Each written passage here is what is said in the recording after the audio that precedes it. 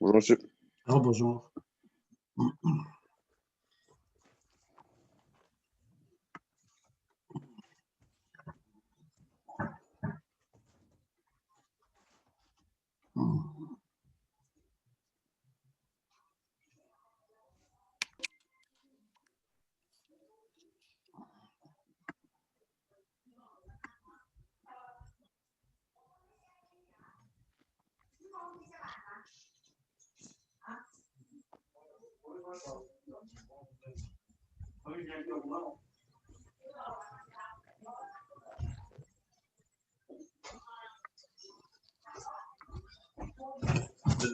Juste deux personnes.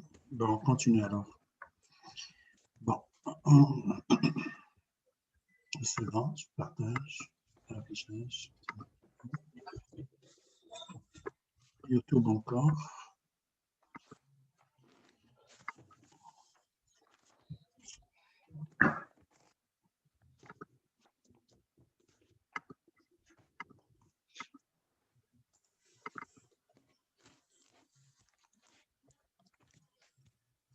Et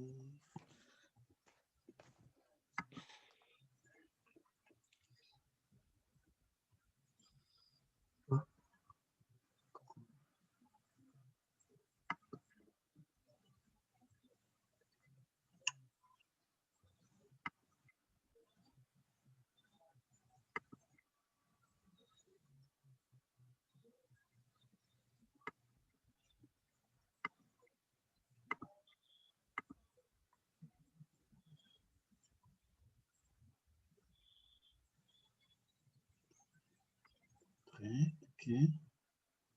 Ici, c'est bon. Je regarde.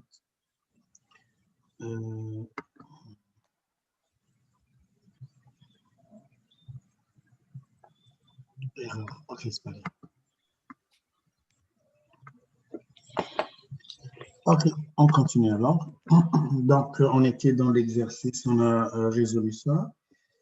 Je pense que c'est suffisant ce type d'exercice-là. Je vais voir s'il y a quelque chose d'intéressant ici. On peut faire le 21 de la première partie. Donc ça, c'est bon. Exercice 21. Donc ça dit P de 0, 1. Dans chaque cas, déterminer toutes les valeurs possibles de la coordonnée manquante. Donc, on cherche la valeur A. C'est-à-dire quel angle? Parce que ça, c'est des coordonnées, pardon. Ce n'est pas l'angle qui cherche, c'est plutôt l'ordonnée. Parce qu'on connaît l'abscisse, on cherche l'ordonnée. Comment on fait? Je connais l'abscisse. Je connais l'abscisse qui est 0, mais je ne connais pas l'ordonnée. Donc, je donne les valeurs possibles de 1. Quelles sont les valeurs possibles de 1? Ça, c'est des coordonnées, hein, c'est des points. C'est des points dans le cercle. Le point 0, 1. 1 et moins 1. 1 et moins 1, exact, oui. C'est 1 et moins 1. Donc, et on peut faire ça. On sait que x2 plus y2 égale à 1 dans le cercle trigo. N'importe quel point P possédant des coordonnées x et y, x au carré plus y au carré égale à 1 au carré par Pythagore, ou bien cos θ au carré plus sinus au carré θ égale à 1. Si on ne le connaît pas, comme ici, on peut savoir parce que l'abscisse, c'est 0. Donc, l'abscisse, c'est 0, ça veut dire c'est 0, 1 et 0, moins 1. Qu'est-ce que je dis? Je veux dire, ça, c'est le contraire.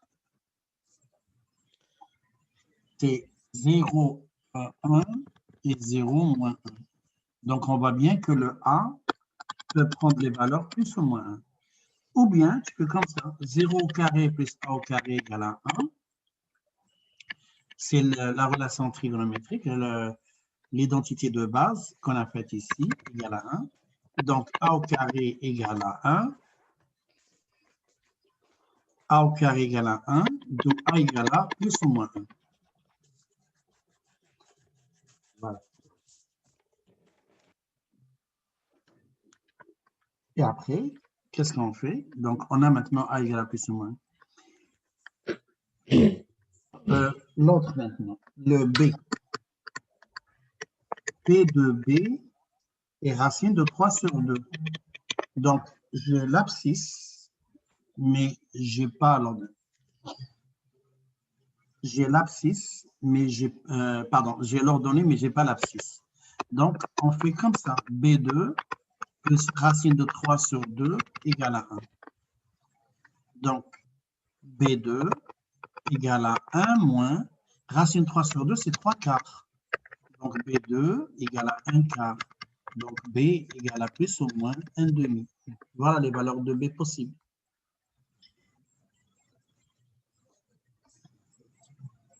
Donc, c'est partout comme ça pour toutes les questions.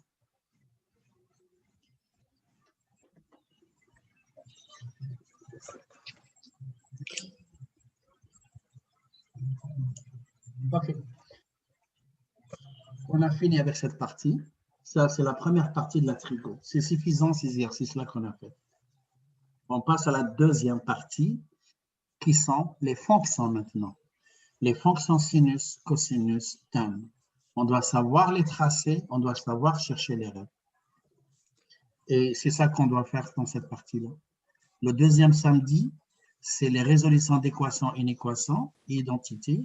Et le troisième samedi, c'est juste les contextes et les exercices. Merci. Oui, Douta. Alors, je n'ai pas entendu. Allô, Anishri? Je n'ai pas entendu ce que tu disais. Ça, il n'y avait rien. Est-ce que je peux me déconnecter puis me reconnecter parce que je ne vois pas bien? D'accord. Okay.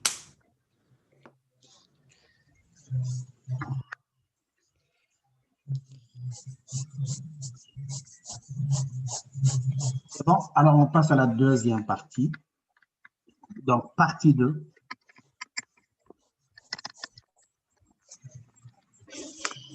Fonction sinusoïdale. Et quand je dis fonction sinusoïdale, ça veut dire les cosinus aussi. Sinus et cosinus, on les appelle les deux fonctions sinusoïdales.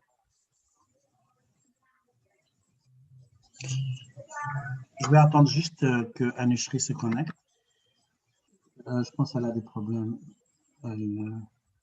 Voilà.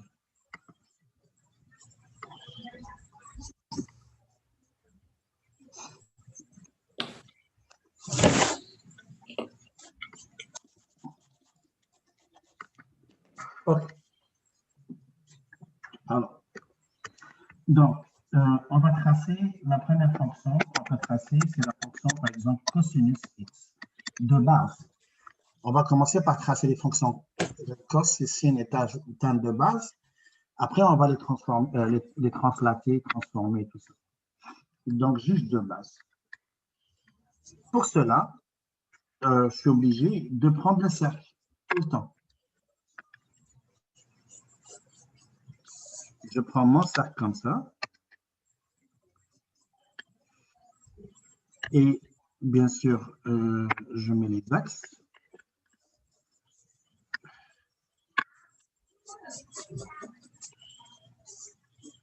Ça. X, Y. Donc, ici, c'est 1, 0, 0, 1. Ce qui nous intéresse, c'est plus les points cardinaux. C'est-à-dire, c'est juste les points qui sont l'Est, l'Ouest. Et 0, pi, moins 1, 0, et 0, moins 1. OK. Et après, même chose ici, je trace les axes. X, Y, comme ça.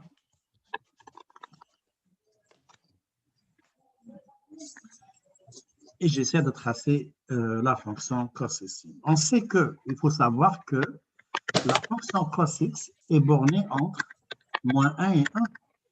Je ne peux pas trouver un cos supérieur à 1 ou un cos plus petit que moins 1. Impossible.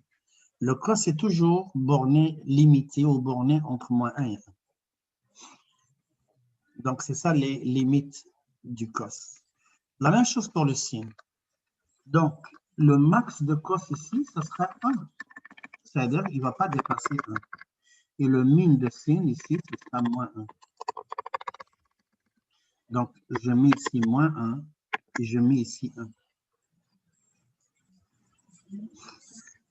Et je peux prendre par exemple, maintenant le cosinus. On va voir comment le cosinus varie.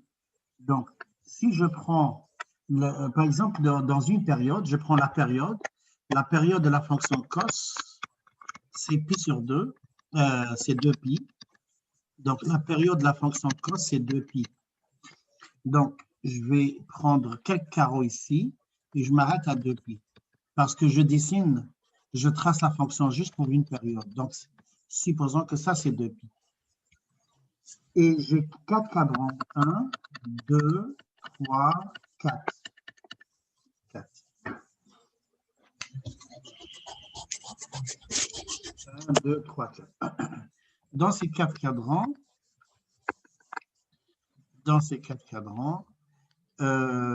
qu'est-ce que je pourrais rajouter?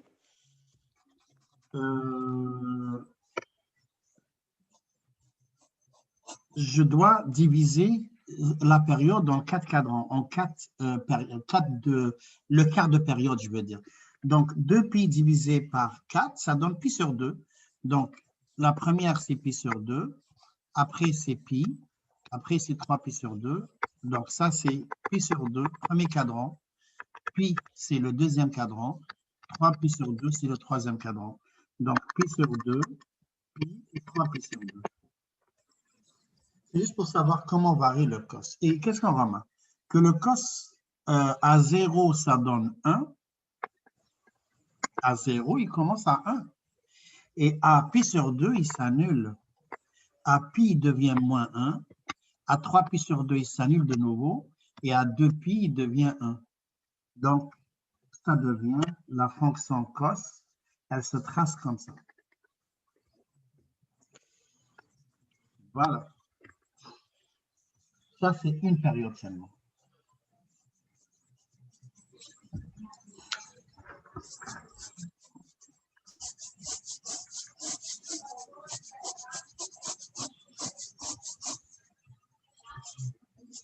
Une période. Je vais vous laisser tracer ça.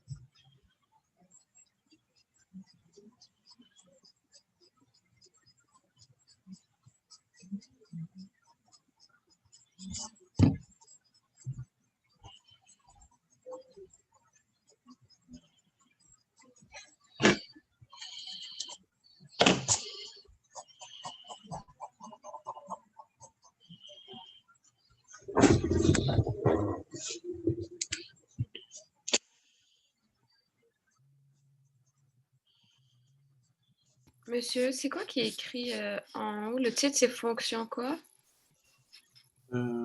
Fonction sinusoïdale. Les fonctions sinusoïdales. Ok. Et quand on dit sinusoïdale, ça veut dire cosinus aussi. Ça généralise les sinus et cosinus. Ok.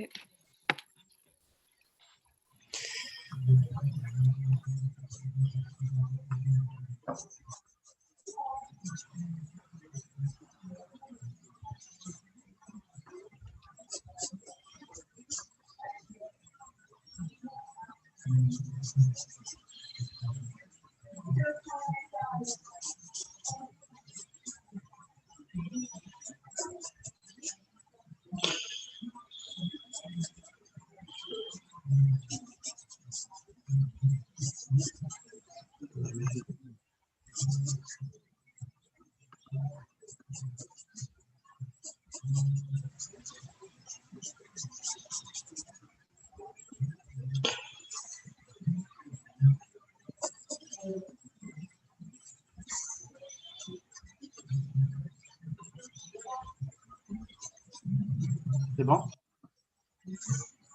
On continue. Donc, qu'est-ce que vous remarquez? Le cos, la fonction cos, cosinus, débute par un max. C'est important, c'est des mots-clés, débute par un max. Et si je trace ça en vert, c'est y égale à cos x de base. Je trace maintenant la deuxième fonction, mais la symétrique, celle-là, en rouge, celle-là. Donc, elle passe par les mêmes points.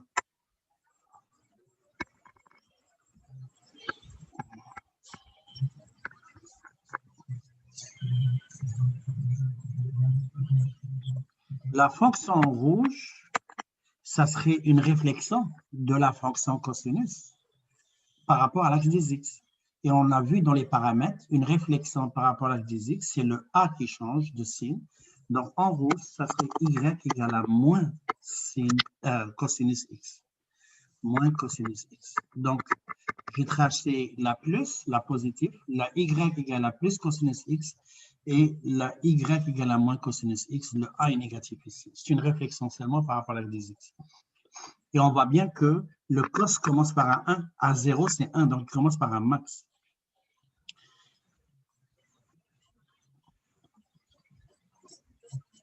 Donc ça c'est la fonction cos, et bien sûr, pour les autres périodes, c'est la même chose. Tu peux rajouter autant de périodes que tu veux, à gauche, à droite, c'est la même chose. Donc, finis la fonction cos.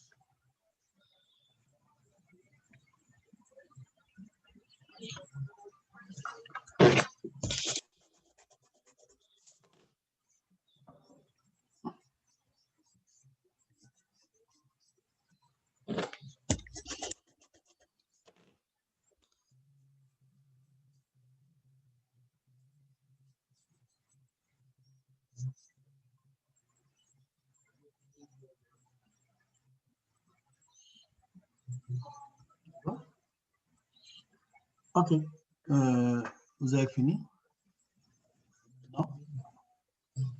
Bon, OK, je laisse un petit peu.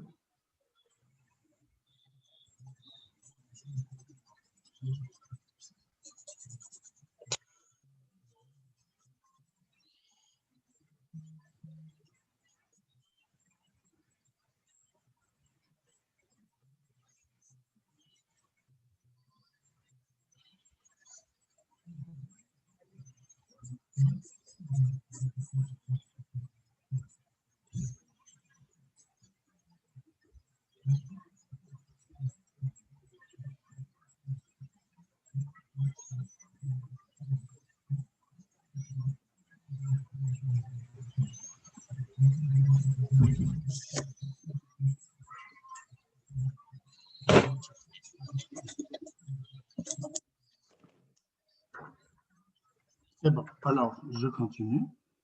F de x. Maintenant, je trace la sinus. La fonction sinus se trace comme ça. F de x égale à sinus x de base. Je prends toujours mon cercle.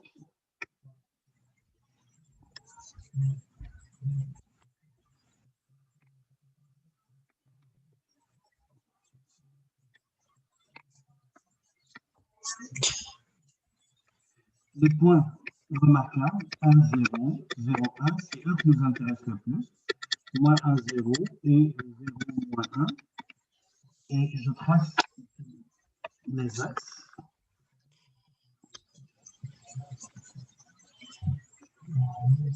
Avec x, y.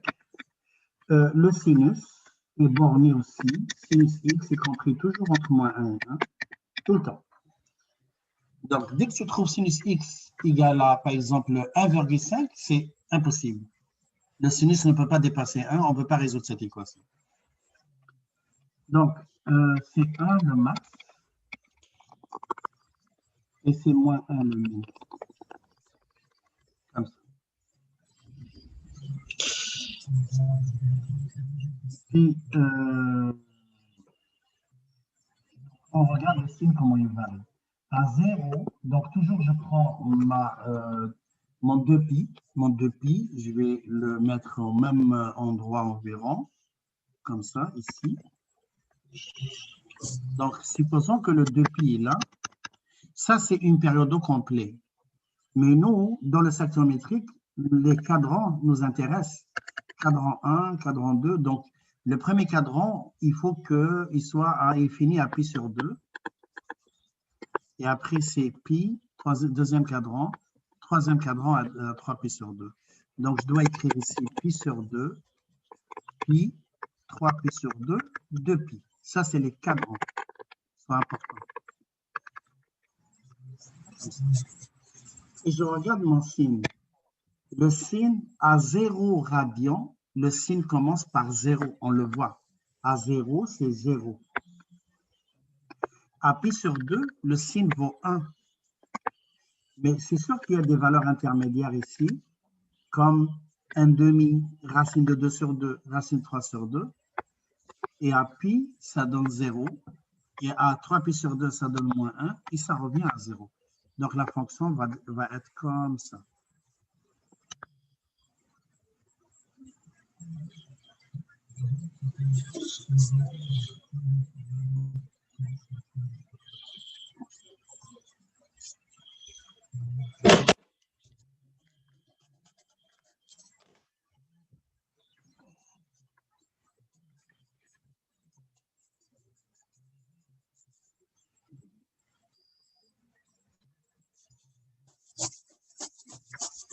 Bon.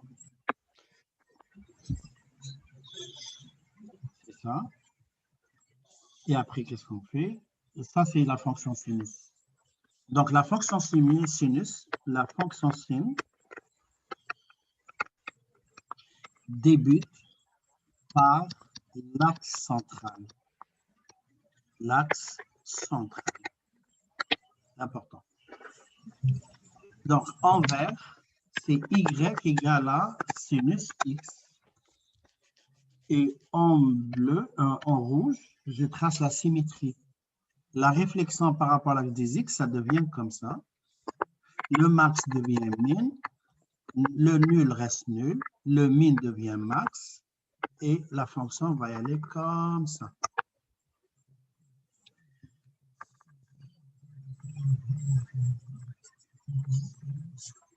Voilà.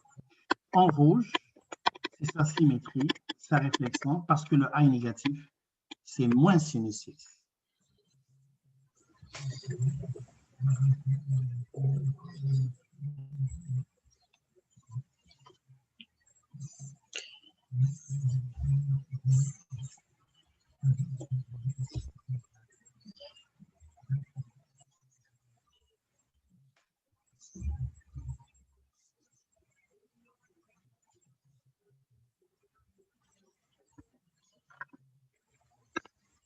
Voilà.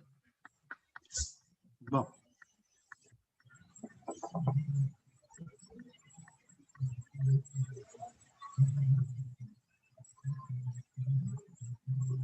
Ça, c'est la fonction sin.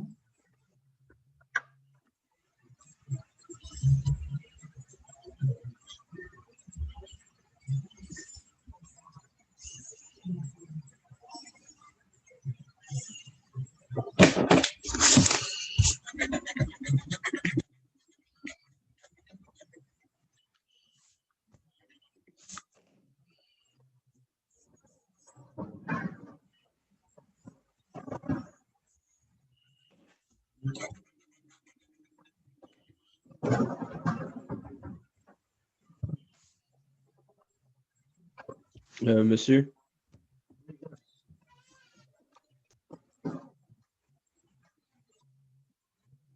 Oui. Qu'est-ce que vous voulez dire par l'axe central? Et là, je vais te montrer ici. Tu vois ici l'axe? Cet axe-là, l'axe des X s'appelle l'axe central. Pourquoi? Parce que c'est par rapport à cet axe-là que la fonction va prendre des max et des min. C'est-à-dire que le max et le min est symétrique par rapport à cet axe.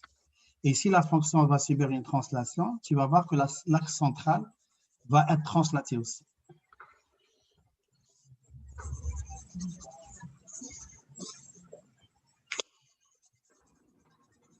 OK. La fonction tan maintenant.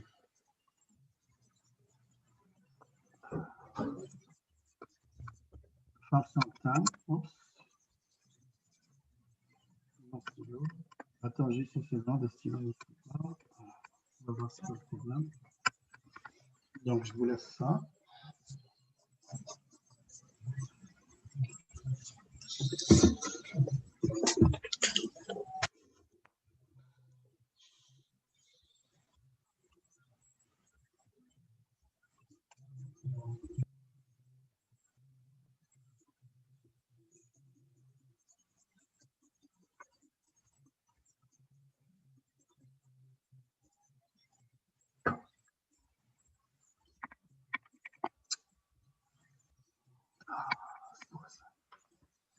J'ai un petit problème avec le stylo.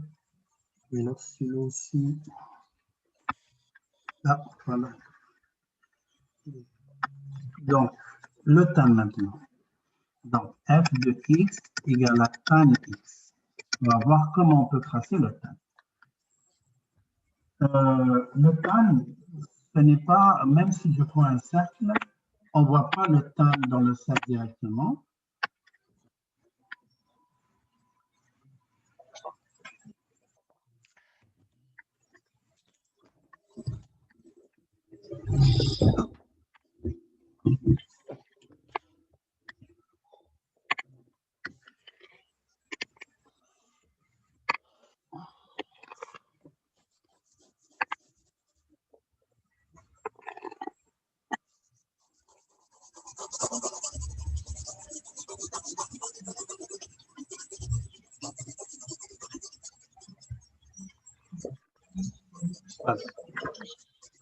Donc, le tan. Toujours, on prend les mêmes angles. C'est le même cercle. Donc, 1, 0, 0, 1, et moins 1, 0, et 0, moins 1. Mais pour le tan, je dois donner quelques valeurs pour comprendre. Donc, n'oubliez pas que le tan θ ou tan x, c'est sinus θ sur cosinus θ. Donc ici, quand le sin vaut 0 et le 1 vaut 0, je vais placer les valeurs de tan en rouge. Donc le tan vaut 0. Et ici, dans le pi sur 6, le cos, c'est racine de 3 sur 2 et le sin, c'est 1 demi. Donc le tan, c'est 1 demi sur racine 3 sur 2, ça donne 1 sur racine de 3. Donc le tan, c'est les valeurs en rouge. À pi sur 4, c'est racine de 2 sur 2, racine de 2 sur 2. Et le tan vaut 1. Parce que racine de 2 sur 2, racine de 2 sur 2, c'est 1. Et le pi sur 3, c'est 1 demi, racine de 3 sur 2. Et le tan, c'est racine 3 sur 2 sur 1 demi, c'est racine de 3. Toujours, c'est sinus sur cos. Et pour le 0 et 1, donc c'est sinus sur cos. Mais 1 sur 0, c'est indéterminé, c'est erreur. Mais si on fait avec les voisinages, c'est-à-dire on se rapproche de 0, on va trouver que 1 sur 0, c'est l'infini. Donc, tan de pi sur 2, tan de 0 radian, c'est 0. Tan de pi sur 6, 1 sur racine de 3. Tan de I sur 4, c'est 1, toujours 1. Tan de I sur 3, c'est toujours racine de 3 sur 2. Et tan de I sur 2, c'est l'infini.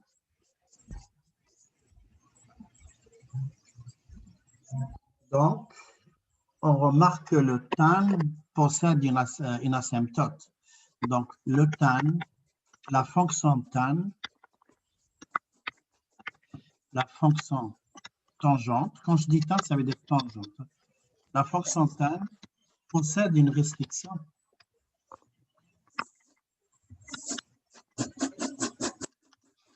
Possède une restriction. Et la restriction, c'est tan de, je répète, tan de x égale à sinus x sur cosinus x. Cosinus x doit être différent de 0. Le cos doit être différent de 0 parce que le cos ne peut pas être nul.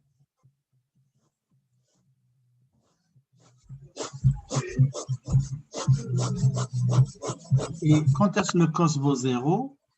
On le voit, c'est pi sur 2 et 3 pi sur 2. X doit être différent de pi sur 2, 3 pi sur 2. Bien sûr, il n'y a pas juste pi sur 2 et 3 pi sur 2, il y a les autres parce que c'est toute une période. Donc, plus ou moins pi sur 2, plus ou moins 3 pi sur 2, etc. etc. Donc, le cos s'annule ici à pi sur 2 et à 3 pi sur 2. Mais aussi à moins pi sur 2, moins 3 pi sur 2. Et j'ai mis ici des points de suspension pour dire qu'il s'annule encore plus loin.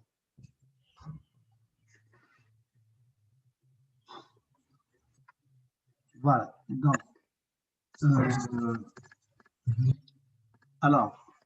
donc le tan n'a pas de max et de min.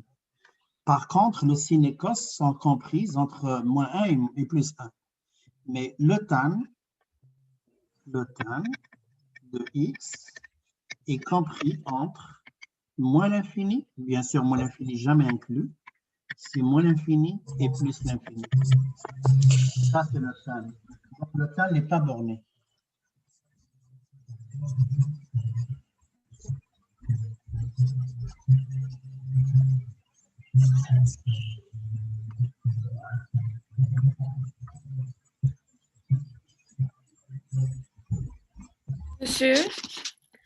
Monsieur, Oui. Ici, quand vous avez écrit tan pi sur 2, c'est égal à l'infini, c'est ça? Oui. Tan de Ok. pi sur 2, c'est l'infini. Oui. Ok. Parce que le cos n'est pas défini. Le cos vaut 0.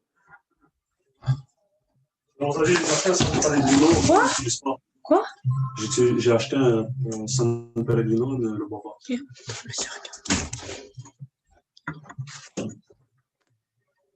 OK.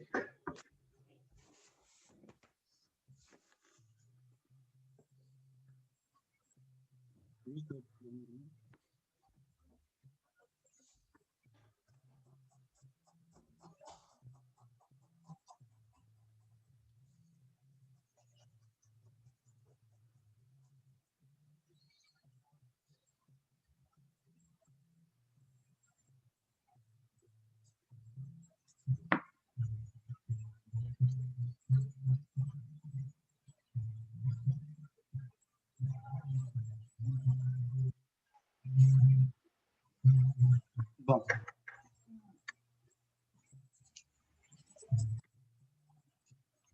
Bon, c'est fini? Là, maintenant, on continue avec ça. Donc, ça veut dire quoi, ça? Ça veut dire que x égale à plus ou moins pi sur 2, plus ou moins 3 pi sur 2, et ainsi de suite, sont des asymptotes verticales. Asymptotes verticales.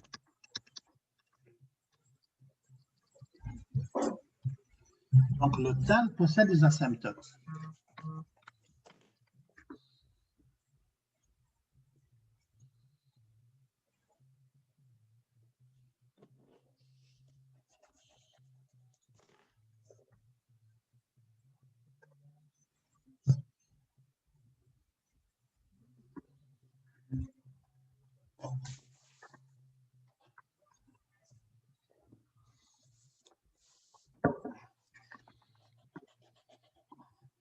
Bon, c'est bon.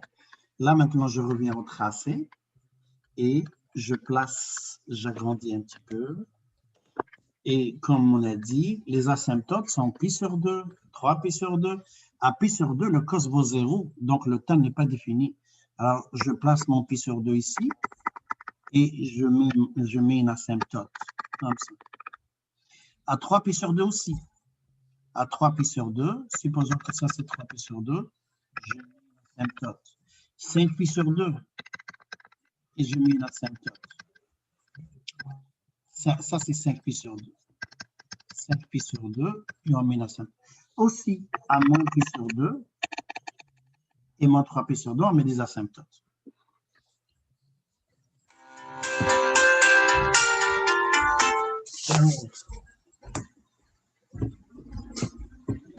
Tu dois tenir ton micro fermé.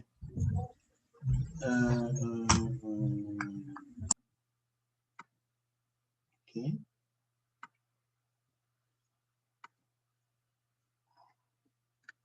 C'est bon? Alors, on va tracer maintenant la tan. Donc, je commence par la tan positive. À 0, le tan vaut 0, c'est le rouge. Et à pi sur 6, ici, le tan vaut 1 sur racine de 3 et ça monte jusqu'à l'infini. Et ça fait une courbe comme ça. Elle ne touche pas l'asymptote. Hein. Et dans l'autre bord, dans le négatif, c'est la même chose. Et ici, c'est moins l'infini parce que le signe, c'est moins 1 et ça vient comme ça. Donc, on a compris maintenant que la fonction tan, c'est des courbes qui sont comme ça. Celle-là, elle est ratée. Pour ça monte, elle vient tourner ici au milieu et elle fait ça. Et ainsi de suite. Donc, ça, c'est la fonction tan. En vert, c'est y égale à tan x.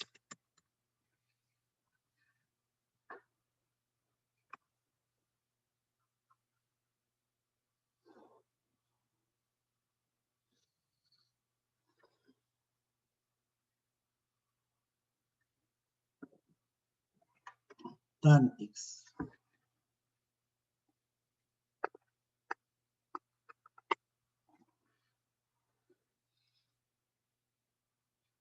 Maintenant, on trace la moins tan, c'est-à-dire la réflexion. Si on fait la réflexion de ça, c'est-à-dire ce qui est négatif devient positif, donc ça serait comme ça. Comme ça. Comme ça. Oups.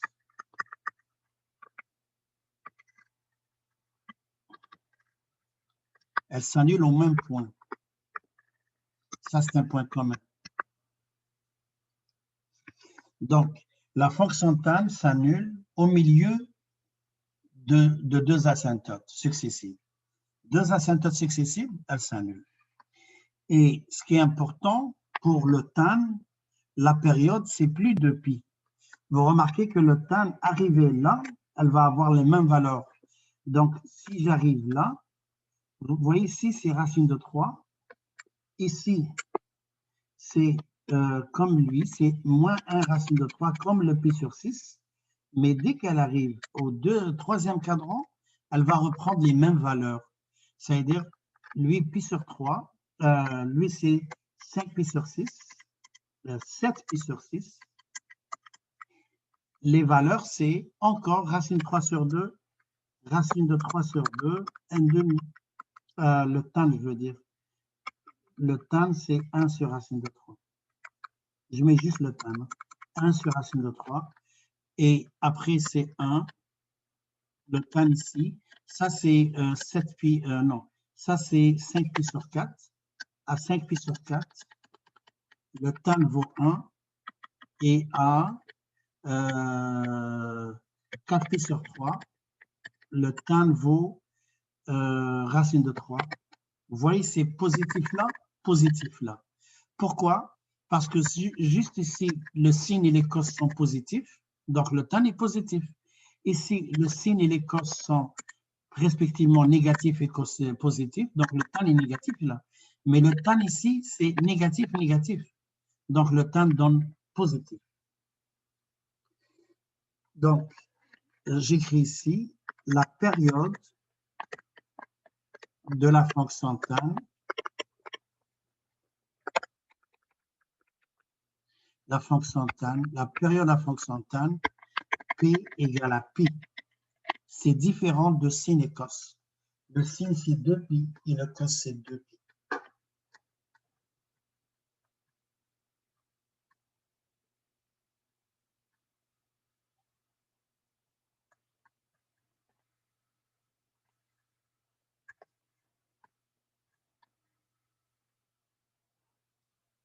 Voilà. Donc, ça, c'est les fonctions de base. Là, maintenant, on va faire les fonctions transformées.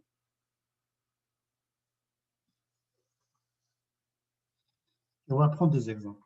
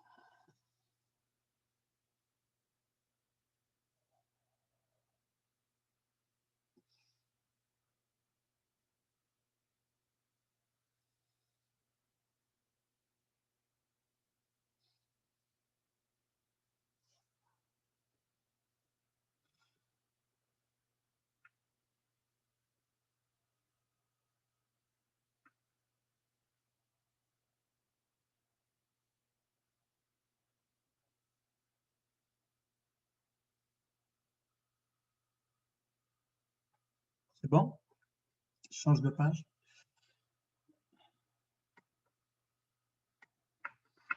Donc, maintenant, les fonctions transformées.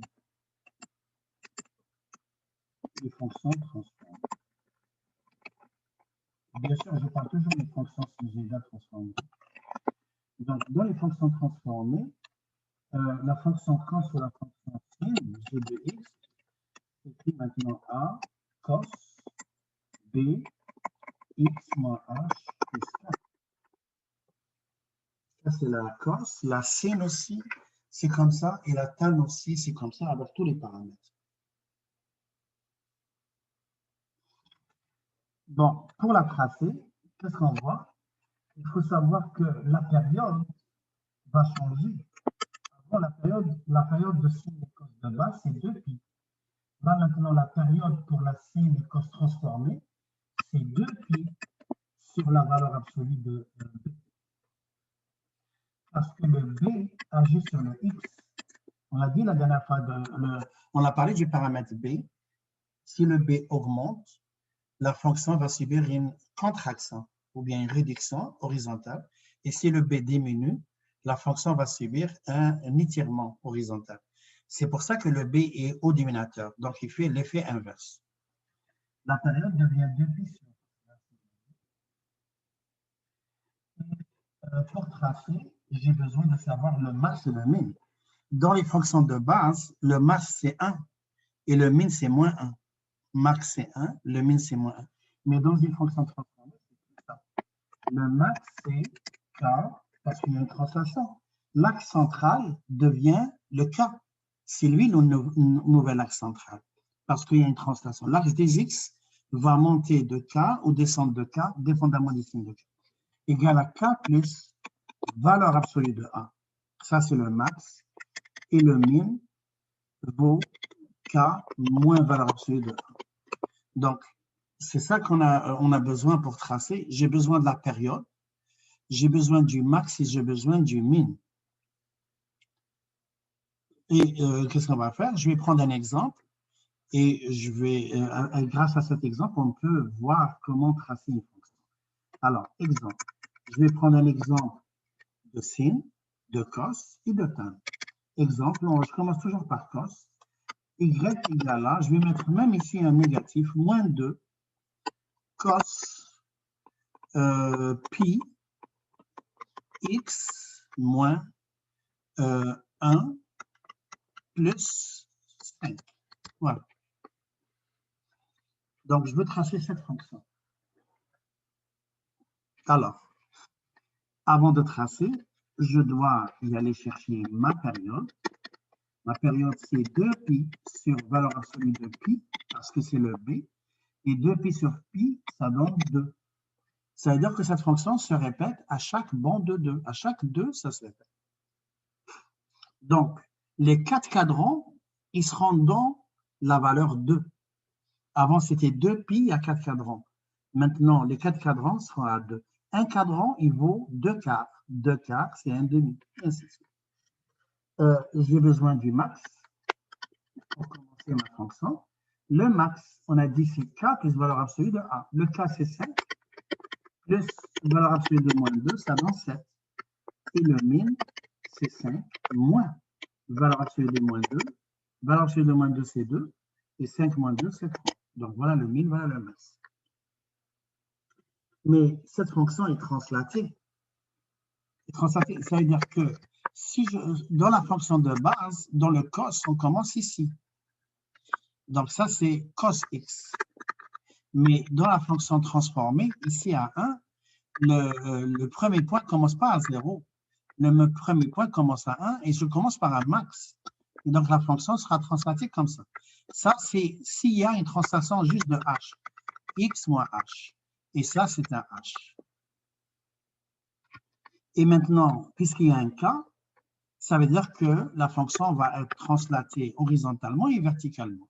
Donc, cos de x moins h plus k, supposons que le k va vers le bas, donc la fonction, elle va aller comme ça.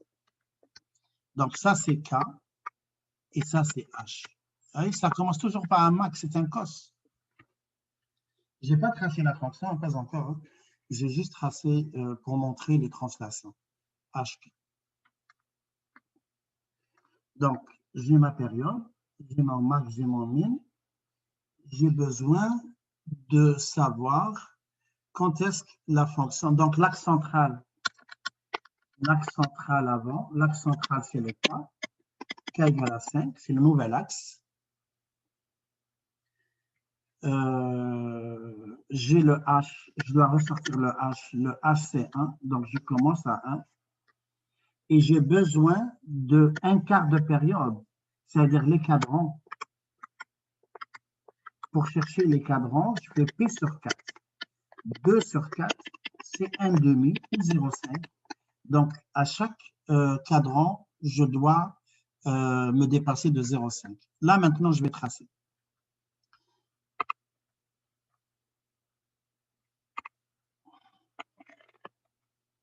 Ça.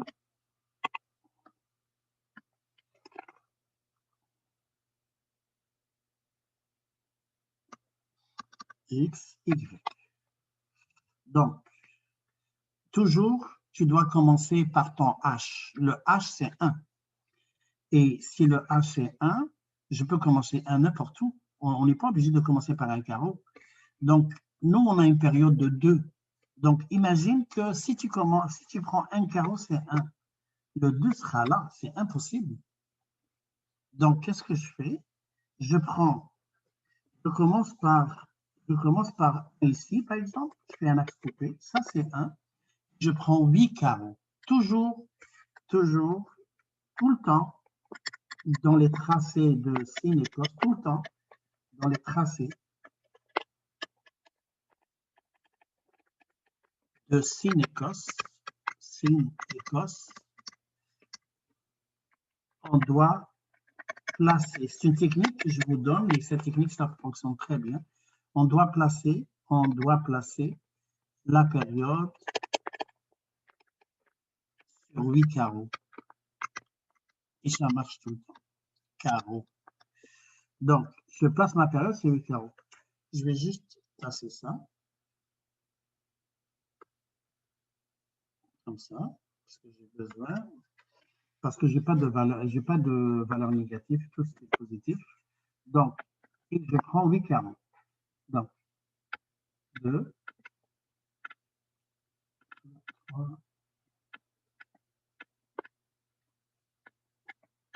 6, 8. Je peux prendre plus, mais j'ai pris 8 carreaux, c'est pas grave. Donc, 8 carreaux. Donc, ça, c'est 1. Et je rajoute une période. J'ai une période. Donc, je rajoute une période. C'est ça. Et une période, ça donne 2. Pourquoi? Parce que, pardon, pas 2, c'est 3. Pourquoi? Parce que je commence à 1 et je rajoute une période. Ça donne 1 plus 2, ça donne 3.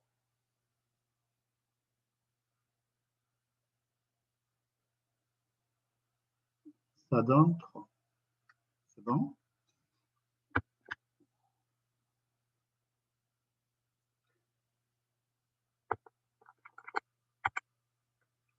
Donc, alors, je place mon max et mon min.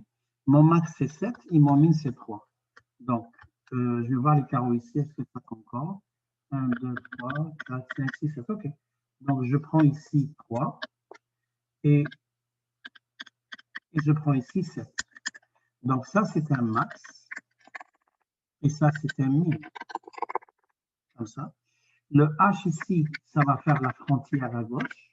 Et le K, 1 plus la période, ça donne 3. Et ça finit là. Donc, je trace toujours ma boîte. Ça, c'est une boîte. Quand la fonction est transformée, translatée, je trace la boîte. La boîte, je vais vous expliquer ici. La boîte, c'est quoi? La boîte, c'est comme ça. Quel que soit où est la boîte, hein, la boîte, elle est comme ça. C'est là que tu vas tracer ta sinus ou ta cosinus. Tu commences par H et tu finis par H plus P. Donc, la largeur ici, c'est un P. C'est une période. J'ai une période. Tu commences à min et tu finis à max. C'est tout. Et l'axe central, c'est le milieu. C'est Y égale à K. Et après, tu traces ta fonction à l'intérieur. Donc, la boîte, elle commence à H, elle finit à H plus une période. Et elle, en hauteur, elle commence à min, elle finit à max. Tout le temps. Je reviens ici. Là, maintenant, qu'est-ce que je fais? J'ai 4 cadrans. Déjà, j'ai divisé les cadrans parce que 8 carreaux divisé par 4, ça donne 2 carreaux. C'est ça l'utilité de 8 carreaux. 8 divisé par 4 cadrans, ça donne 2 carreaux. Donc, je trace les murs de carreaux. Et voilà. Et l'axe central, c'était 5, c'est lui. C'est le milieu. Et la fonction sera tracée facilement. Je n'ai rien à faire. C'est une cos positive, c'est une cos négative, je pense. C'est une cos négative. On sait que la cos négative, elle commence par un min, donc elle sera là. Comme ça. C'est tout. Ça, c'est un cycle. S'il faut que tu fasses plusieurs cycles, tu rajoutes. Pareil. 3, après c'est 5, mais 5 ici, et tu rajoutes la même chose, et ainsi de suite.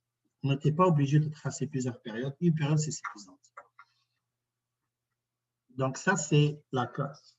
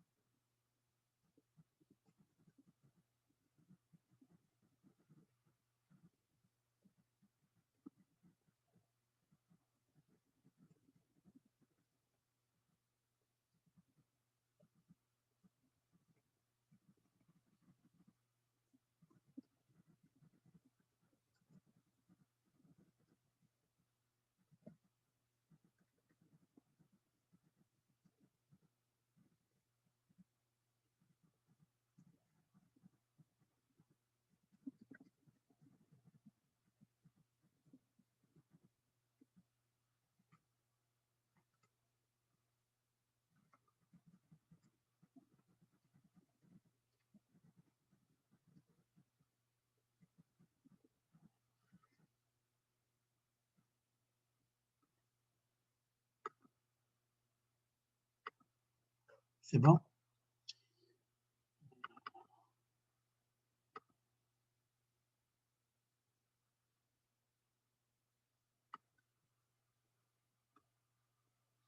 Donc, ça, c'est la cos. Je vais donner une autre maintenant, une sinus. Si c'est fini. Donc, soit tracer la fonction f de x égale à 3 sinus 2x plus pi sur 2 moins 7. Donc, j'ai donné cette fonction à tracer. Et on va procéder de même. Pareil. Toujours tracer la boîte. La boîte, c'est H plus P, min, max. Mais elle n'est pas sur forme canonique, celle-là. Je la mets sur forme canonique. 3 sinus 2 x moins plus, alors pi sur, donc pi sur 2 divisé par 2, ça donne pi sur 4. Moins 7. Là, maintenant, elle est sur forme canonique. On voit le B. Donc, comme tantôt, donc, je dois chercher les outils du tracé. Les outils du tracé, c'est quoi? La période, c'est 2 pi sur valeur absolue de 2, c'est pi. Le B, c'est 2. Le max, c'est K plus valeur absolue de 3. Moins 7 plus valeur absolue de 3, c'est moins 4. Min, c'est moins 7 moins valeur absolue de 3 égale à moins 10.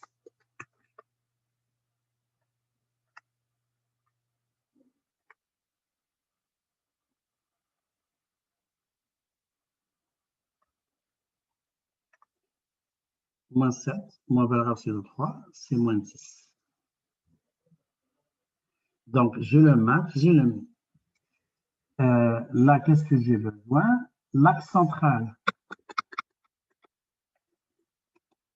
Je trace l'axe central, c'est moins 7. Et H, c'est moins pi sur 4.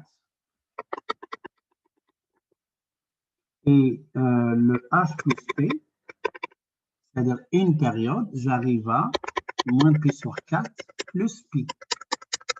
Et moins pi sur 4 plus pi, ça donne 3 pi sur 4. Voilà. Et j'ai besoin du cadran. Le cadran, ça veut dire pi sur 4. Une période sur 4, c'est combien? C'est les bons. Donc, 3 pi sur 4 sur 4. Et ça donne 3 pi sur 16. Et voilà. Tout ça, c'est les outils nécessaires pour tracer une fonction sinus, cosinus, tan. Tan, c'est même pas. Tan, il y a moins que ça. Transformée. Pour tracer une fonction transformée sinus cos, juste sinus cos, c'est ça les outils. On peut même les numéroter, comme ça vous allez les. Par exemple, vous allez dire c'est comme ça que je dois faire. 1, 2, 3, 4, 5, 6, 7. Voilà. Donc, c'est les 7 points. Les 7 points pour tracer une fonction sin et cos. Le tan, il va avoir moins.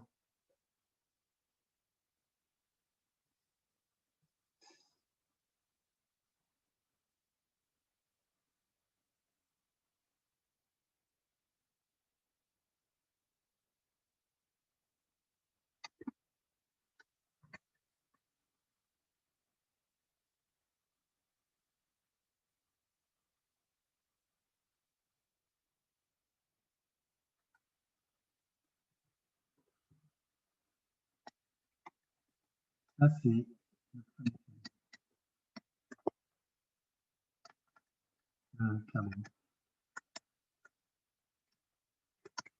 bon, voilà. OK, c'est fini. Là, on peut y aller tracer. Si vous avez fini ça, on va aller tracer. Donc, je place mes axes Ici, j'ai le max et le min, les deux sont négatifs. Donc, je n'ai pas besoin de la partie positive. Comme ça.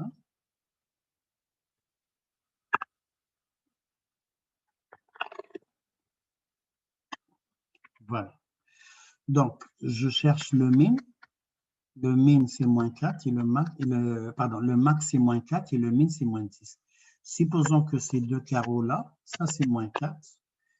2, 3, 4, 5, 6, 7, 8, 9, 10. J'ai pris ça, c'est moins 10. Donc, ça, c'est un axe coupé. C'est juste pour montrer bien le tracé. Donc, j'ai pris deux carreaux, moins 4. Mais de moins 4 à 10, j'ai pris 1, 2, 3, 4, 5, 6, 7, 8, 9, 10. J'ai pris 10 carreaux. Donc, je trace mon min, comme ça. Ça, c'est le max. Et je trace mon min. Et ça, c'est le min. Comme ça.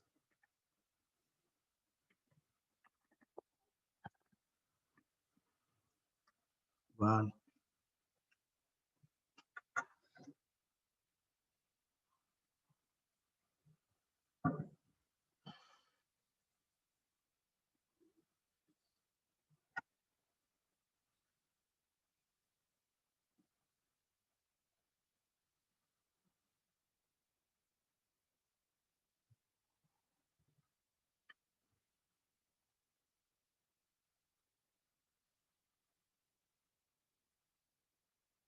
Bon.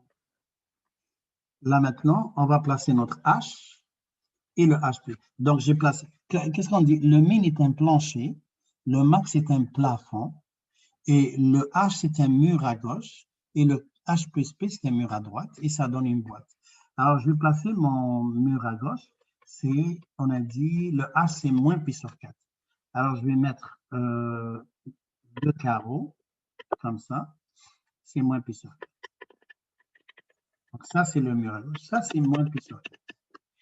Et je mets 8 carreaux, mais ici, puisque c'est petit un petit peu, donc chaque deux carreaux, c'est 1 pour moi. Donc, 1. Donc, ça, c'est 2.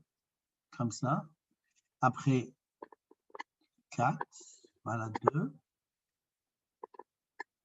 Comme ça. Voilà.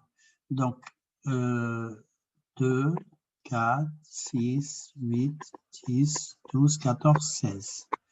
Donc, j'ai pris deux carreaux comme 1. Donc, c'est comme 16 carreaux. Mais vous, sur le papier, vous avez des gros carreaux. Vous pouvez utiliser seulement 8 carreaux. 8 carreaux, 8 carreaux de H à P. Donc, ça, c'est un H. Et le H plus P, je l'ai calculé, c'est 3 pi sur 4. Donc, ici, j'arrête à 3 pi sur 4. Donc, ça correspond à 3 pi sur 4. Et à chaque banc de deux carreaux, c'est-à-dire, je trace mon cadran. Premier cadran, deuxième, troisième, quatrième. Voilà. Donc, j'ai 4 cadrans ici. 1, 2, 3, 4.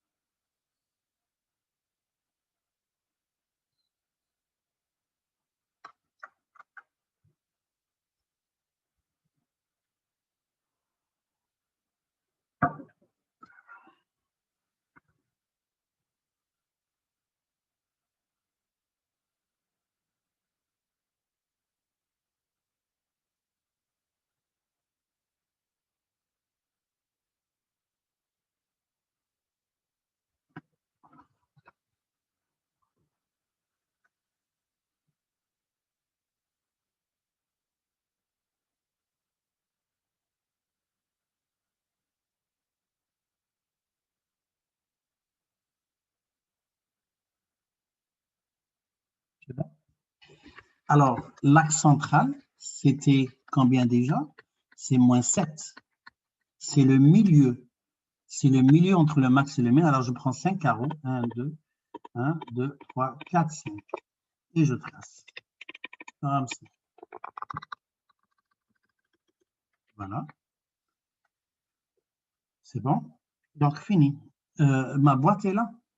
Si je veux tracer ma boîte, c'est celle-là. Ça, ça, ça et ça. Donc, H plus P, regardez, H plus la période, min, max. Je trace ma boîte. Maintenant, il ne reste qu'à faire que tracer la sinusoïde. La sinusoïdale. Ici, la fonction sinus, elle est positive. Donc, on sait que la fonction sinus commence par l'axe central. Donc, elle va faire ça. Elle commence par l'axe central. Si c'était un cos, ça va commencer par un max. Si c'était un moins cos, ça va commencer par un min. Et puis, si c'était un sin, ça va commencer par l'axe central. Et c'est un signe croissant parce que c'est un plus sin. Plus 3 sin. Donc, les points d'intersection, c'est eux qui seront mes points maximaux. Comme ça. Et je trace ma fonction. Voilà. Juste une période, c'est suffisant.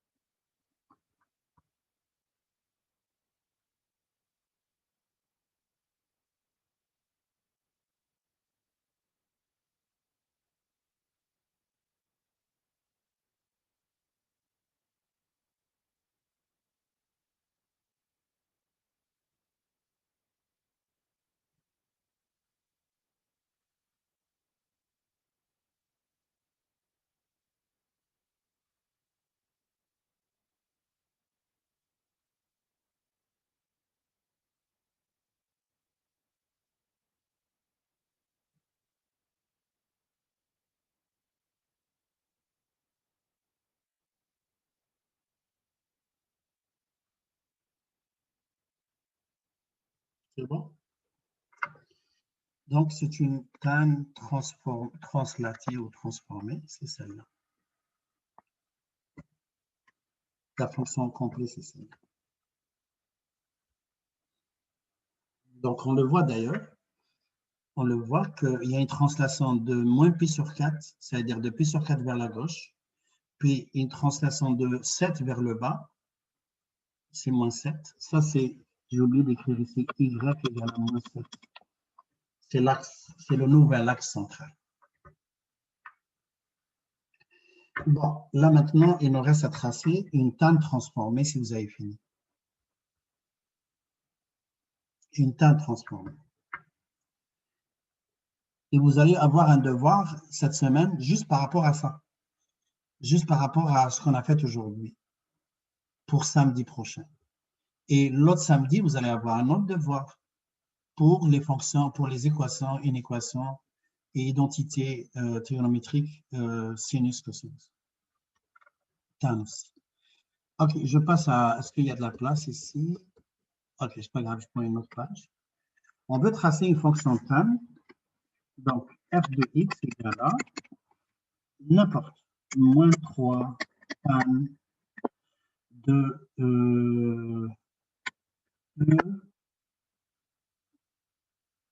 x moins pi. Je vais changer ici, je vais mettre un quart. J'ai mis un quart plus 1. Voilà.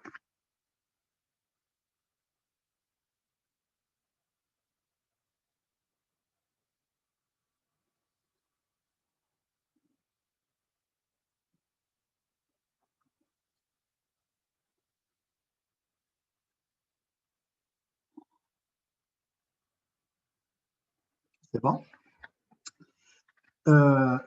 Dans cette fonction tan, j'ai dit tantôt qu'il y a des asymptotes. C'est les asymptotes parce que le tan, c'est un signe sur cos. Mais je vais vous donner la règle des asymptotes. Vous n'avez pas besoin de faire cos de 1 quart de x moins p sur 4 différent de 0. Donc, l'équation des asymptotes s'écrit toujours comme ça. l'équation des asymptotes. Vous devez le prendre comme ça. Ça va aider pour ne pas chercher vous-même les asymptotes. Donc, le domaine, c'est les réels, sauf 2K plus 1 P sur 2. C'est ça. C'est ça les asymptotes, K appartenant à Z. Ça veut dire que X égale à 2K plus 1 P sur 2, c'est des asymptotes.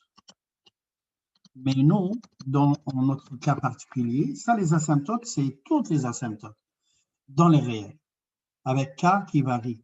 Mais pour nous, les asymptotes, c'est juste, on prend la première et la deuxième. On prend la première, c'est pi sur 2, et moins la demi-période. Donc, j'ai oublié quelque chose ici. J'ai oublié quelque chose, excusez. C'est les réels, mais il y a le H. Donc, c'est les réels, sauf H plus. N'oubliez pas le H. Donc, les réels, sauf, donc les asymptotes, c'est H plus 2K plus 1, parce qu'il y a une translation. Le 2K plus 1 P sur 2, c'est sans la translation. Mais ici, la translation. Attention, le K, ce n'est pas le même K de la canonique. Ce n'est pas le même K, ce n'est pas le paramètre K. Le K ici, c'est appartenant à Z. Donc, 2K plus 1. Donc, nous, qu'est-ce qu'on fait? La première asymptote, on prend comme ça. H moins la demi-période. Et la deuxième asymptote, c'est H plus la demi-période. C'est tout. C'est ça les asymptotes, c'est ça les. Parce qu'on veut tracer juste pour une période. Donc, on prend H moins demi-période et H plus demi-période. Mais la période, on ne l'a pas cherché encore. La période pour la tan, ce n'est pas 2pi, c'est pi. Il ne faut pas se tromper. C'est pi sur valeur absolue de pi. Pi sur B, B c'est 1 quart. Pi sur 1 quart. Donc, ça donne 4pi. La période, c'est 4pi pour cette fonction tan.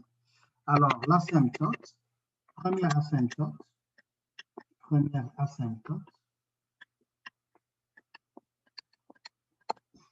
c'est x1 égale à h. H, c'est quoi déjà? C'est pi. J'ai donné h égale à pi. Pi moins la demi-période, 4pi sur 2. Et ça donne pi moins 2pi, et ça donne moins pi. Ça, c'est la première asymptote. Deuxième asymptote,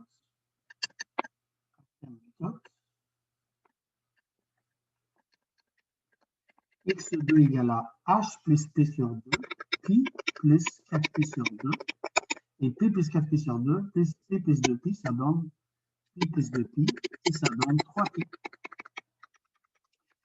Voilà, donc, pour la fonction tan, il faut chercher en premier la période et en deuxième les asymptotes. La fonction tan n'a pas de max et de min. Pourquoi? Parce que la fonction tan varie entre moins l'infini et plus l'infini. Donc, il n'y a pas de max, il n'y a pas de min. Il y a une amplitude, mais il n'y a pas de max et de min parce qu'elle varie entre moins l'infini et plus l'infini. La fonction tan, qu'est-ce qu'elle a en particulier? Elle a un point d'inflexion. Vous allez étudier le point d'inflexion, ceux qui vont faire calcul 1. Le point d'inflexion, c'est important en calcul 1 quand on trace les cours. Point d'inflexion.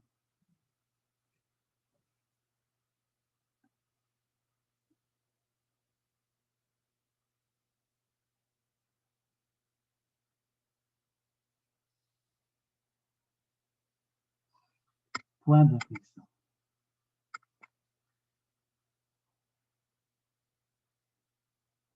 C'est bon?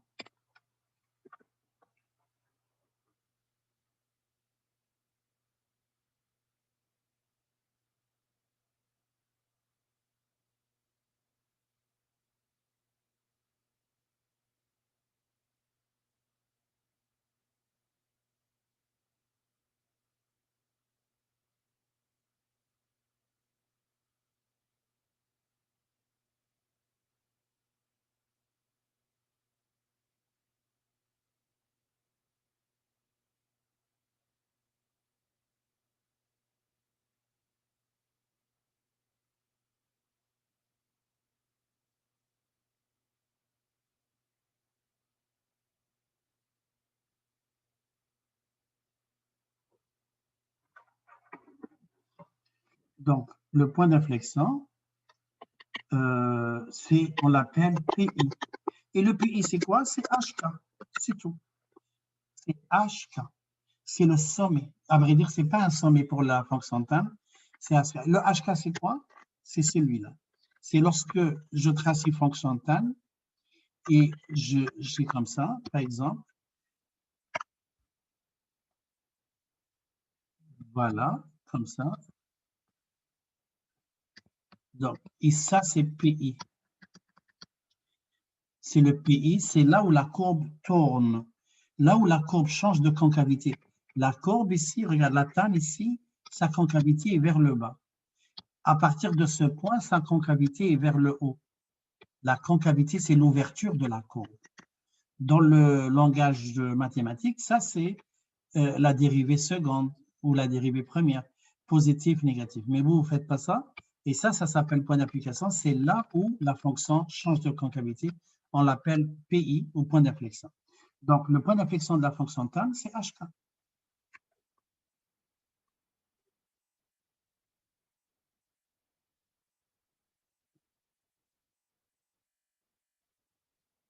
Voilà. P de HK. Donc, c'est fini. Donc, on a besoin juste de ça. Là, maintenant, je peux tracer. Je vais tracer ma fonction avec tous les outils qu'on a. C'est suffisant. Donc, ça va faire ça et ça.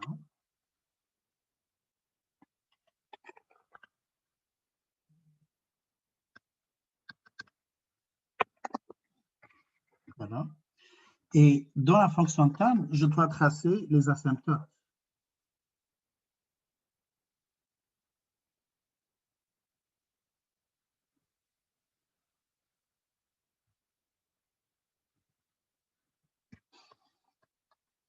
Je fais la fonction les asymptotes.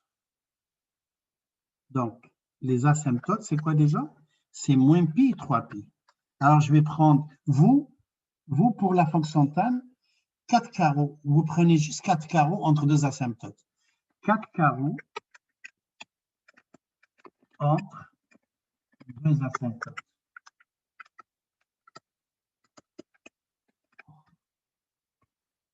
Donc, 1, 2, 3, 4. Donc, mais moi, je vais prendre 8 carreaux comme ça, mais comme si vous, 2 carreaux, c'est 1, juste pour avoir une courbe plus claire. Donc, 1, 2, 3, 4. Voilà. Donc, qu'est-ce que j'ai fait? J'ai pris moins pi, et jusqu'à 3pi. À vrai dire, moins pi, je vais le prendre ici. Moins pi, je le prends là. Je prends 2 carreaux. Comme ça, moins pi. C'est la première asymptote. Ça, x égale à moins pi. Puis, de moins pi à 3pi, il y a 4pi. Donc, 4pi, c'est-à-dire chaque 2 carreaux, c'est des bandes de pi. Donc, 2, 2, 2, 2, 2, 4, 6, 8. Voilà, comme ça. X égale à 3. Et on voit bien que la distance entre deux asymptotes, c'est pi. Je vais juste enlever ça parce que j'ai besoin de cet espace. La distance entre deux asymptotes, c'est pi. Donc, le point d'inflexion, notre point d'inflexion à nous, c'est HK. Le H, c'est pi et le K, c'est 1. Donc, le PI, c'est pi 1. Donc, je vais chercher le pi. Donc, moins pi, c'est là le pi. Parce que j'ai pris 2 carreaux pour pi. Donc, ça, c'est pi. Et le 1, c'est là. Voilà. C'est ce point-là qui est mon point d'inflexion. Et c'est fini. On n'a plus besoin d'autre chose. Je trace ma fonction tan maintenant facilement. Est-ce que c'est positif, négatif? La fonction tan est négative. Donc, elle commence par le ici. Elle est simple parce qu'elle est négative. Donc, c'est une réflexion par rapport à la positive, elle est décroissante. Donc, elle va jusqu'à là, elle tourne là, puis elle revient ici. Et pour la fonction tan, vous n'avez pas besoin de chercher les heures parce qu'on n'a pas fait encore les équations. Et c'est celle-là. Et si je veux chercher, si je veux tracer une autre, qu'est-ce que je fais? 1, 2, 3, 4, 8. 1, 2, 3, 4, 5, 6, 7, 8. Comme ça. Ça. Et je vais chercher ça. Ah, non.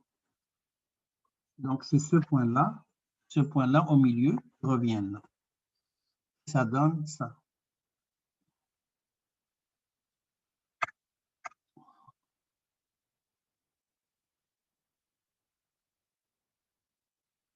Ça donne ça. Voilà.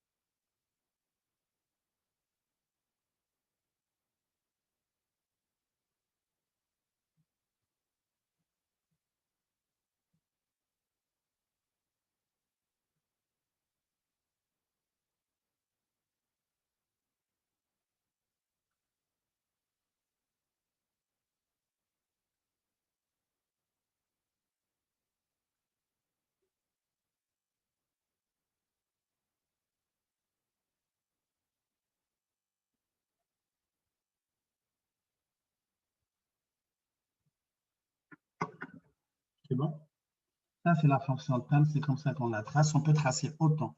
Donc, pour la fonction tan, il ne reste pas beaucoup de temps. Je vais juste mettre ici récapitulatif pour la fonction tan. Donc, pour la fonction tan,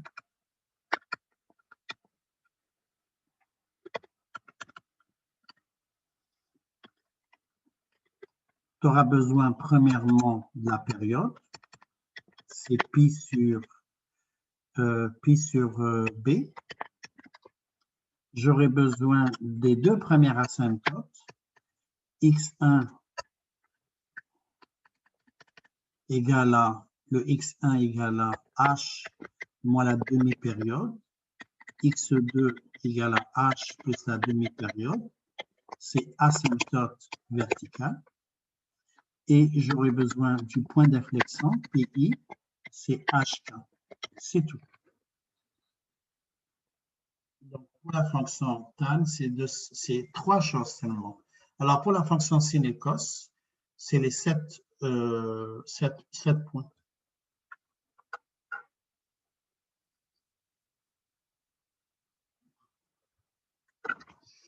Je vous donne maintenant le devoir à faire pour samedi prochain. Et ça sera par rapport au livre.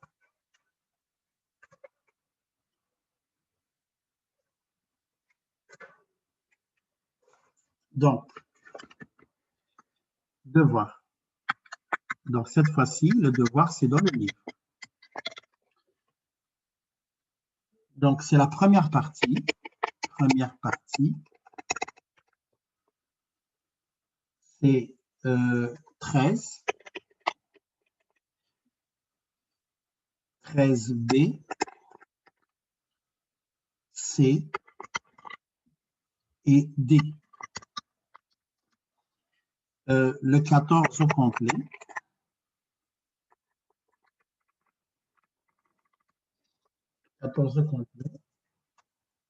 Puis le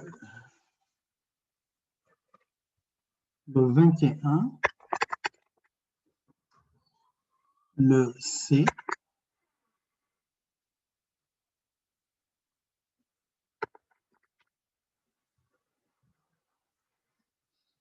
le C, le D et le F Et c'est bon.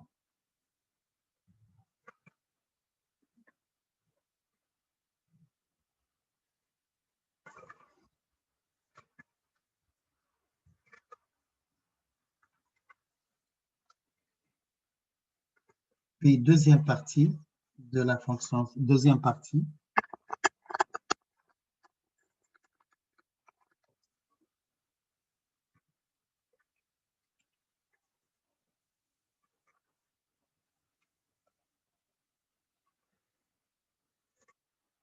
On va faire, je sais que la règle, on ne l'a pas faite encore, mais je vais vous envoyer comment faire. C'est juste pour commencer l'exercice. C'est le 4A. Donc, deuxième partie, numéro 4A. 4A. Après, c'est B. C. Et le 5, ça sera A, B,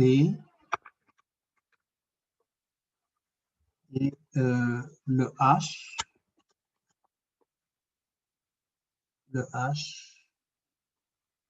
et le J. Attends, je regarde. Et après, c'est le 6. Voilà, c'est ça le devoir.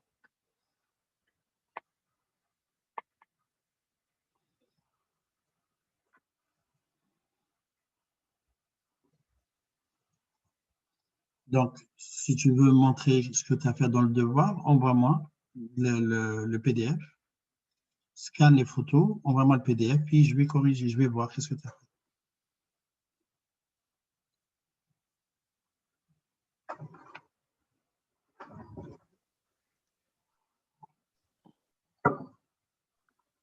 Monsieur, ça c'est dans quel chapitre? C'est dans le chapitre Trigo, deuxième partie. La première partie, c'est écrit première partie, c'est toujours Trigo. Ce qu'on a fait tantôt, j'ai donné l'exercice qu'on n'a pas fait. 13, BCD, 14 au complet, 21, CD. Et la deuxième partie, c'est la deuxième partie de Trigo aussi. C'est là où ça commence les fonctions, c'est-à-dire le tracé des fonctions.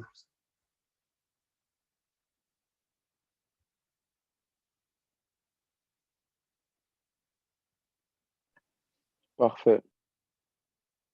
C'est bon? Alors, je vous laisse partir. Pour ceux qui ont des questions, ils peuvent rester. Merci, monsieur. Au revoir. Au revoir.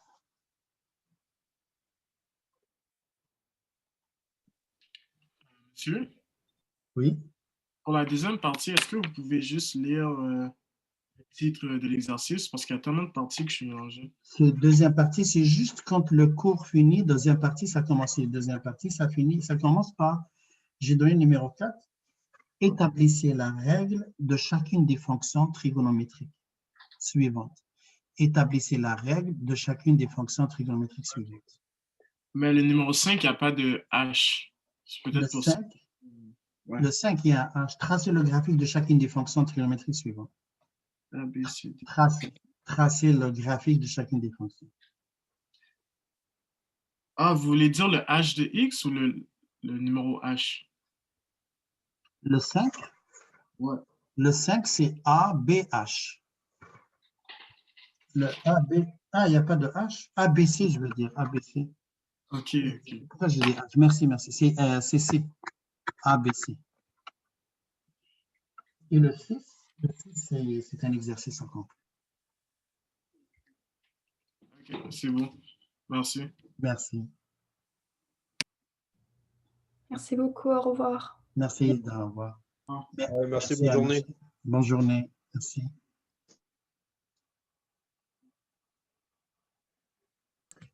Monsieur, j'essaie de repérer dans le livre, mais c'est ça, il y a beaucoup de parties. Je sais lequel dans la deuxième partie.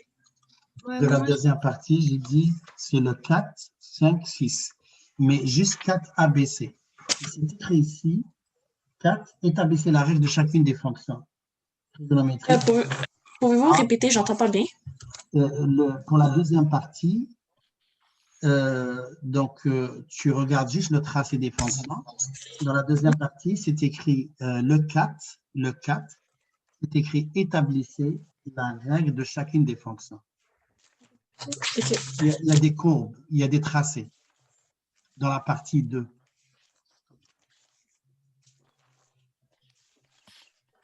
Le 6, c'est au complet. Le 6, oui, parce que le 6, c'est un exercice au complet. Oui, OK, je vois. Établissez la règle de chacune des fonctions c'est ça, trigonométriques c'est suivantes. ça. C'est Oui. comme il y a plein de graphiques, c'est une page au complet. Oui. Non, c'est pas que j'ai compris. J'ai donné juste ABC. C'est OK. écrit. Et le 5 aussi, c'est pour ABC. Et le 6, c'est le numéro qui est le pêcheur d'un Oui. studior au Canada. C'est ça. OK. La première partie, c'est où? La première partie de la première, celle-là, ici. Oui. C'est écrit B, C et D, 14 au complet. Oui, c'est ce qu'on faisait tantôt. Si tu reviens marche arrière, ce qu'on faisait tantôt, où c'est écrit, attends juste une seconde, si on revient marche arrière, dans la première partie de la trigo, c'est vraiment ce qu'on faisait tantôt, le 11, on a fait le 11, le 12, là maintenant je vous demande le 13, où c'est écrit, dans la figure 50, on a représenté les points trigonométriques associés aux multiples de pi sur 6. OK. Oui. OK. Mais on Ok, c'est fait bon. seulement le B, le C et le D. B, C, Le- D. Pour Et le le 13, 14, c'est ça. Et le 14, c'est le ABCD, le l'autre en bas. 14, c'est A, B, C, D. Et OK, le parfait. 15 et le 21, C, D, F.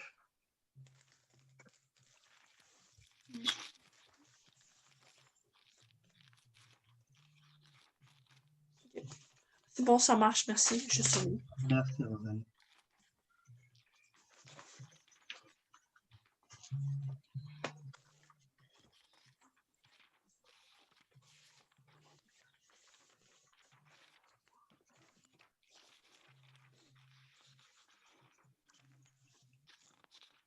Bon, merci. Merci, au revoir. Au revoir. Au revoir. Allô, Anne. Oui, juste parce que je vois pas très. C'est le B, C et D Oui, dans lequel? le 13. Le 13, oui. Le 13, c'est B, C, D. Le 14, c'est au complet. Et le 21, c'est le C, D, F. Là, Rana, il faut que tu travailles maintenant. Il faut vraiment que tu essaies de travailler le maximum possible. Oui, je sais. Oui, je ne sais pas pourquoi tu n'as pas travaillé le deuxième, l'examen des langues. Et pourtant, je t'ai donné une période, je t'ai donné presque tout, là. Je sais pas. Qu'est-ce qui se Parce que passe? j'avais compris et tout. Mais arrivé à l'examen. Et la dernière fois, je ne t'ai pas vu, tu es parti vite dans l'examen. Si, je vous ai donné la feuille, après je vous ai dit Oui, j'avais pas fini. puis tu es parti. Oui, je vous ai dit bye. Ah oui? Ok, super. Ouais, vous m'avez dit bye. Ah oui, ok. Ok, merci beaucoup. Merci. Donc, fais des exercices et envoie-les-moi. Oui, bien sûr. Fais des exercices. N'attends pas jusqu'à samedi prochain. Samedi Non, prochain, il faudrait que ça se fasse au fur et à mesure pour voir si tu as des difficultés. C'est là que je vais t'expliquer, je vais t'envoyer les corriger. D'accord. D'accord. OK. Merci. Au revoir. Au revoir.